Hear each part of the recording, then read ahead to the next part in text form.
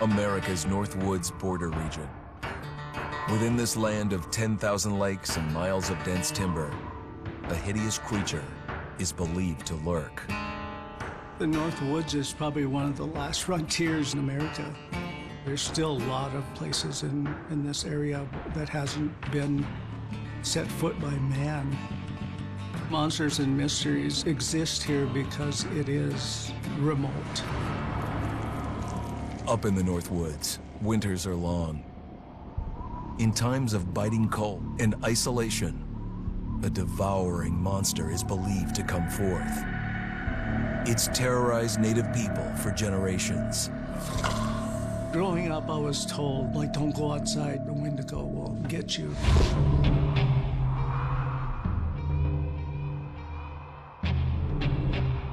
Among the traditions of the northern Algonquin tribes is the Wendigo, a monster that can seize hold of a person to carry out its hunger for human flesh. Many Native Americans fear even talking about this Wendigo, and even the mention of the name will let the Wendigo find out where you are, and it will open you up to be possessed by this Wendigo. The most famous case of a Wendigo possession took place in 1879 in the deep woods outside of Edmonton, Alberta. Swift Runner, a Cree Indian, was a trapper and a guide. He had left town the previous autumn with his wife, 6 children, and his mother. But when Swift Runner returned in spring, he was alone.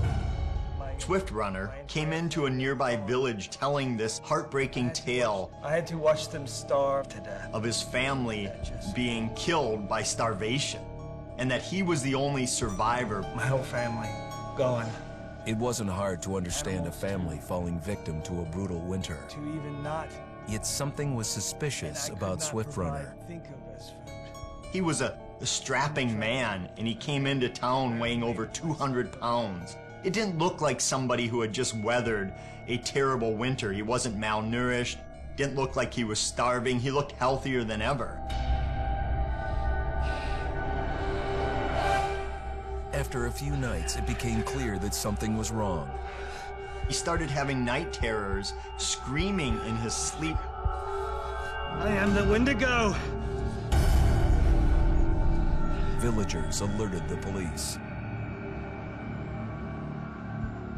Swift Runner actually guided them back to his winter cabin. When they got there, that's when they saw the true horror.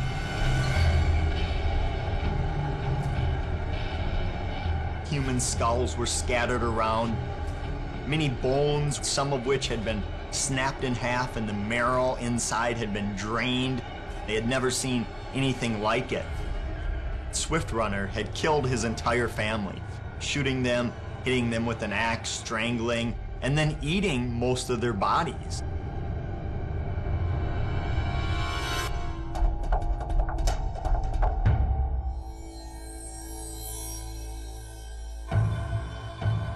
Right up until the moment the noose was on his neck, Swift Runner swore the evil spirit of the Wendigo had possessed him and twisted him into a cannibal killer. When he was on the gallows, Swift Runner himself said, "I am no longer a man.